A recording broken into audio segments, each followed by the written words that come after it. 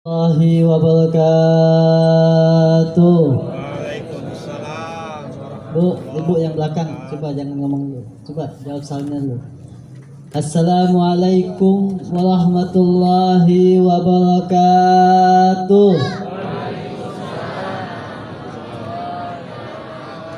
Bapaknya yang gak jawab. Ibunya jawab, bapaknya kagak jawab. Yang kompak dong. Ibu-ibu jawab, bapak-bapak jangan. Iya. Assalamualaikum warahmatullahi wabarakatuh. Ada lemes semua ngantuk. Apa lagi? Alhamdulillah. Alhamdulillahi rabbil alamin wa bihi nasta'inu ala umuri dunya waddin. Allahumma salli wa sallim wa barik wa karrim majid wa azim على سيدنا ونبينا ونور قلوبنا وحبيبنا محمد الفاتح لمعونك والخاتم لما سبق ناصر الحق بالحق والهادي إلى صراطك المستقيم وعلى آله وصحبه حق قدره ومقدار العظيم سبحانك لا علم لنا إلا ما علمتنا إنك أنت العليم الحكيم رب اشرح لي صدري ويسر لي امري واحلل عقدة من لساني يفقهوا قولي وسدد لساني واهدي قلبي بجاه النبي والصحب والآل أما بعد. Ahlan wa sahlan.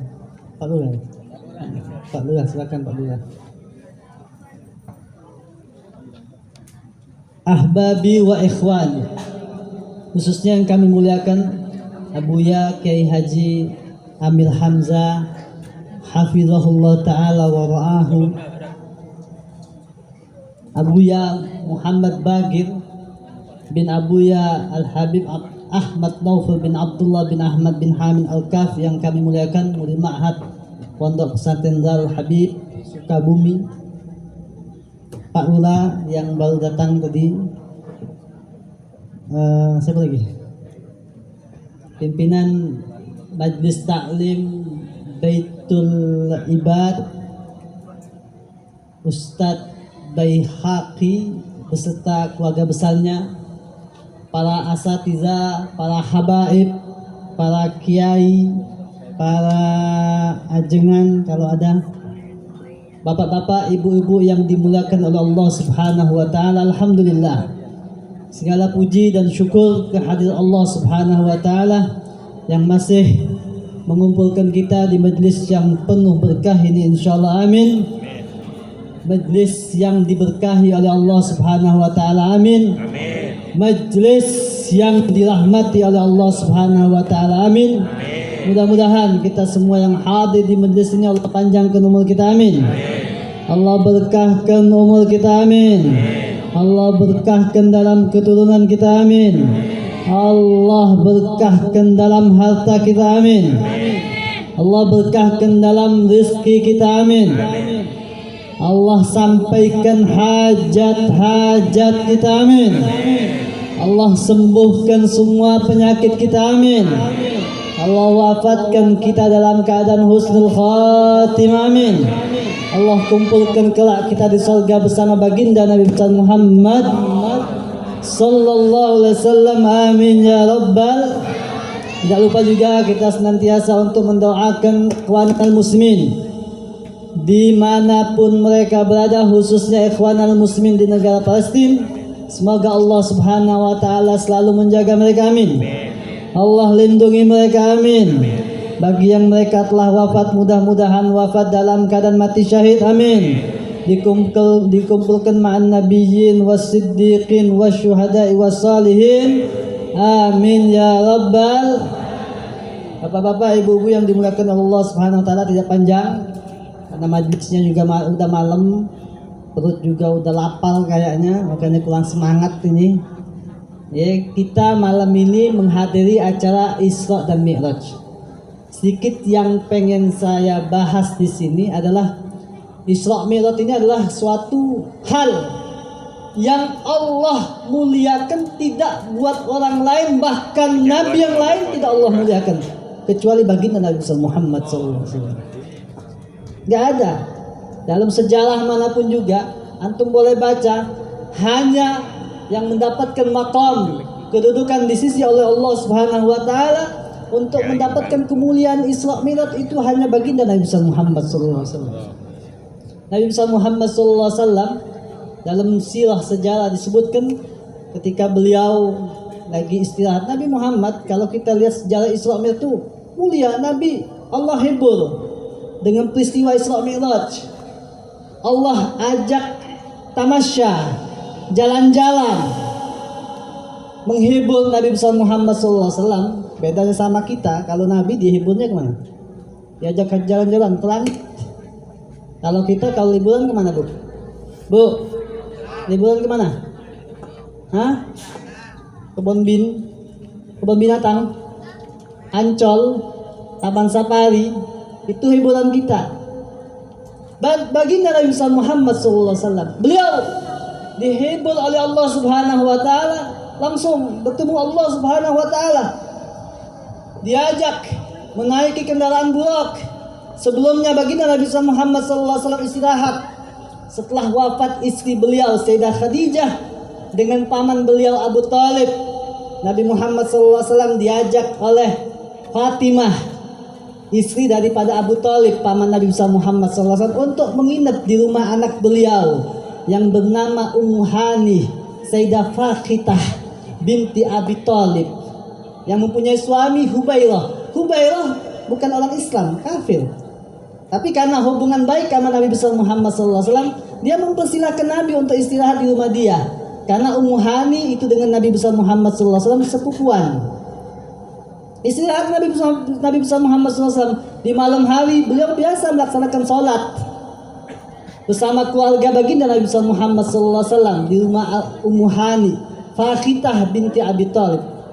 Kemudian ketika malam beliau keluar ke Masjidil Haram untuk bermunajat pada Allah Subhanahu wa taala, dan di waktu itulah datang malaikat Jibril dengan membawa burak, yang kemudian malaikat Jibril membawa Nabi besar Muhammad SAW jalan-jalan. Perjalanan dari Mekah ke Yerusalem yang mestinya ditempuh dalam perjalanan 1 bulan balik pergi, tapi Nabi besar Muhammad SAW sebelum subuh udah nyampe balik Mekah lagi. Nabi kemudian diajak naik ke Sidratul Muntaha bersama malaikat Jibril. Hiburan buat baginda Nabi besar Muhammad sallallahu alaihi wasallam, yang kemudian ketika balik Nabi menceritakan peristiwa Isra dan Mi'raj ini ya kepada sahabat baginda Nabi besar Muhammad sallallahu. Yang sebelumnya Nabi kagak pengen ngasih tahu kepada masyarakat. Nabi juga dilema, ada rasa takut sebenarnya. Kenapa? Karena pada waktu itu umat Islam masih tahu orang kafir ini gencar-gencarnya untuk menyerang baginda Nabi besar Muhammad SAW.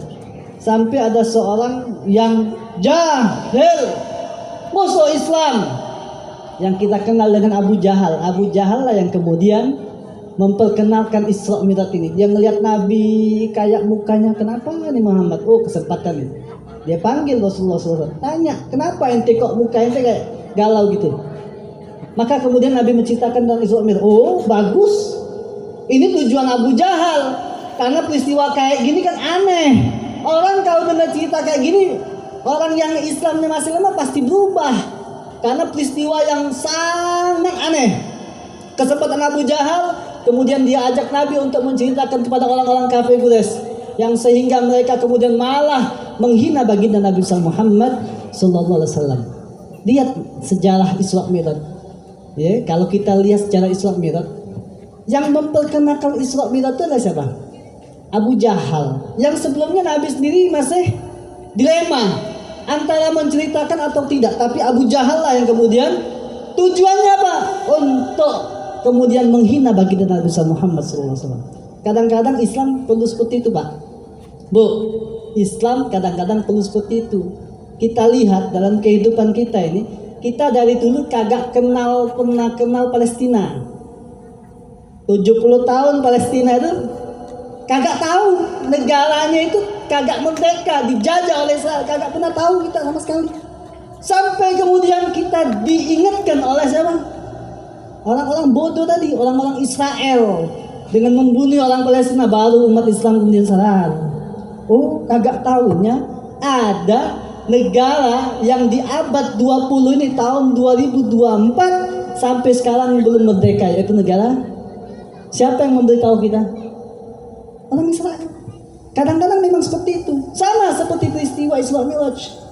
Yang memperkenalkan Isra Mi'raj adalah Abu Jahal, yang kemudian memberitahukan tujuannya untuk menghina baginda Nabi Muhammad SAW. Tapi lihat bagaimana sahabat-sahabat baginda Nabi Muhammad SAW. Bahkan Sayyidina Abu Bakar Siddiq pertama kali mendapat gelar As-Siddiq gara-gara dia mempercayai tentang kejadian Isra Mi'raj. Ini ma'asyil muslimin. Jadi sejarah Isra Mi'raj ini banyak sebenarnya hal yang kemudian terjadi pada Nabi, yang dulunya sebelumnya Nabi itu banyak sekali gangguan daripada orang-orang kufar. Kemudian Allah Subhanahu wa taala perlu menghibur baginda Nabi Muhammad sallallahu alaihi wasallam. Nah, Isra Mi'raj ini adalah hal yang kemuliaan buat baginda Nabi Muhammad sallallahu alaihi wasallam. Bahkan kalau kita lihat bukan hanya nabinya, ya. Al-Imam Hasan Basri, beliau kalau sudah bercerita tentang Isra Mi'raj, yang beliau ceritakan adalah apa? Sendal Nabi. Beliau mengatakan na'lu bidzikri. Sendal yang kalau kita sebutkan kita ini jadi mulia. Na'lu bidzikri. Nyebutkan sendal Nabi kita jadi mulia. Baru sendal itu doang. Makanya kemudian tentang kemuliaan sendal Nabi ini digubah oleh seorang pujangga, seorang ulama muhaddits, ya, beliau yang bernama Al-Imam Yusuf An-Nabahani. Beliau mengubah dalam satu syairnya, beliau mengatakan ala ra'si hadzal kaun na'lu Muhammadin alat fajami'ul khalqi tahta dilalihi ladan turi nudiya Musa ikhla wa Ahmadu alal arsy lam yu'mad bi khalqi niyalihi. Bagaimana tuh Yusuf Nabahani memuji sendal Nabi ala ra'si hadzal kaun, di atas semua semesta alam. Na'lu Muhammadin alat, sendalnya Nabi ini sudah di atas kaun semesta. Wa jamil khalqi tahta dilalihi, semua makhluk di bawah telapak sendal baginda Nabi Muhammad sallallahu alaihi wasallam. Ladatulinu diyakhra wa Ahmadu, sedangkan Nabi Musa, Allah Subhanahu wa taala ketika Nabi Musa mau bertemu Allah di Tur Zina, Allah katakan inni ana rabbuka fakhla na'laika innaka bil wadil muqaddas tuwa. Musa, ana ini Tuhanmu, lepas, copot sendal engkau. Kenapa? Karena engkau sekarang berada di wadil muqaddas tuwa. Nabi Musa suruh copot sendalnya. Tapi wa Ahmadu al-arsy lam yu'mad bi khal'ini alihi. Nabi Muhammad naik ke arsy sampai ke Sidratul Muntaha, sendal Nabi kagak pernah dicopot. Tidak diperintahkan untuk dicopot oleh Allah Subhanahu wa taala. Kenapa? Karena na'lu bidzikri. Nyebut sendal Nabi kita menjadi mulia. Makanya kemudian ya, masyarakat Indonesia, kami dulu tahu guru-guru kami, Abu Yazid Muhammad bin Maliki, diceritakan oleh guru kami Syekh Ahmad Segaf, Al-Habib Umar bin Muhammad bin Salim bin Habib, memuliakan sendal Nabi, ditaruh di pecinya. Ada kemuliaan.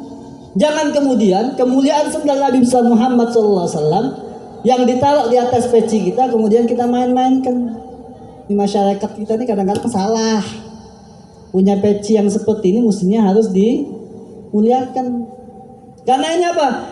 Gambar sendal yang ada di peci-peci kita ini adalah gambar sendal baginda Nabi Muhammad SAW yang harus kita muliakan. Karena apa? Kemuliaan sendal tersebut karena menempel dengan kaki baginda Nabi Muhammad SAW, sehingga Al-Imam Yusuf Nabahani mengatakan dalam syair terakhir, Sa'id bin Mas'ud bi khidmati lini alihi wa ana sa'idun bi khidmati limithaliha. Abdullah bin Mas'ud, sahabat Nabi, orangnya kecil. Abdullah bin Mas'ud itu kecil ya. Sahabat-sahabat itu kalau Abdullah bin Mas'ud naik pohon, sahabat bilang, Abdullah, tolong ente, tolong. Ente tiup angin. Saking kecilnya apa? Abdullah bin Mas'ud orang kecil. Kalau bahasa kita nih kayak siapa nih? Yang kecil-kecil siapa? Coba mungkin anak nggak tahu, pokoknya dalam kitab disebutkan dalam manakib itu Abdullah bin Mas'ud ini kalau dia naik pohon, sahabat selalu bilang suruh turun, kenapa? Nanti tiup angin, berarti saking kecilnya dia. Abdullah bin Mas'ud ini dia mulia, kenapa? Karena dia khidmah dengan sendal Nabi. Tugasnya dia itu cuma apa? Bawa tongkat Nabi sama sendal Nabi. Sendal Nabi kapan Nabi naik ke majlis atau duduk di Masjid Nabawi, itu Abdullah bin Mas'ud naruh apa?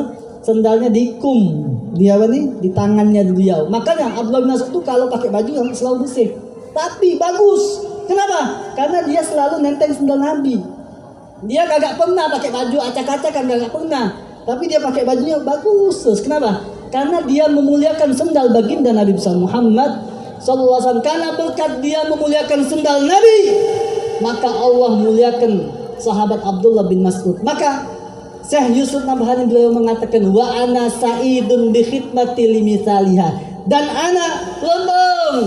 Kenapa? Karena ana juga khidmah dengan gambar sendal baginda Nabi Muhammad sallallahu alaihi wasallam, sehingga gambar sendal ini banyak kemudian dipajang dia nih pakai apa nih? Pakai bingkai, ditaruh, dilihat. Dengan melihatnya kita bayangkan itu adalah sendal baginda Nabi Muhammad sallallahu alaihi wasallam. Karena itu muslimin, bapak-bapak, ibu-ibu, mudah-mudahan di malam yang penuh bahagia ini, malam yang penuh rahmah ini, mudah-mudahan dengan berkat Isra Mi'raj, ya, sebagaimana disebutkan dalam ayat perjalanan Nabi dari Masjidil Haram ila Masjidil Aqsa, dan momentumnya alhamdulillah negara Palestina kemarin gencatan senjata permanen berkat daripada peristiwa Isra dan Mi'raj. Ketika Allah nyebutkan dari Masjidil Haram ke Masjidil Aqsa, maka kita akan terngiang-ngiang terus bahwasanya kita masih bukan hanya kita punya Masjidil Haram, bukan hanya kita punya Masjid Nabawi, akan tapi juga kita punya Masjidil Aqsa yang harus kita muliakan. Mudah-mudahan kita semua diberkahi oleh Allah Subhanahu wa taala.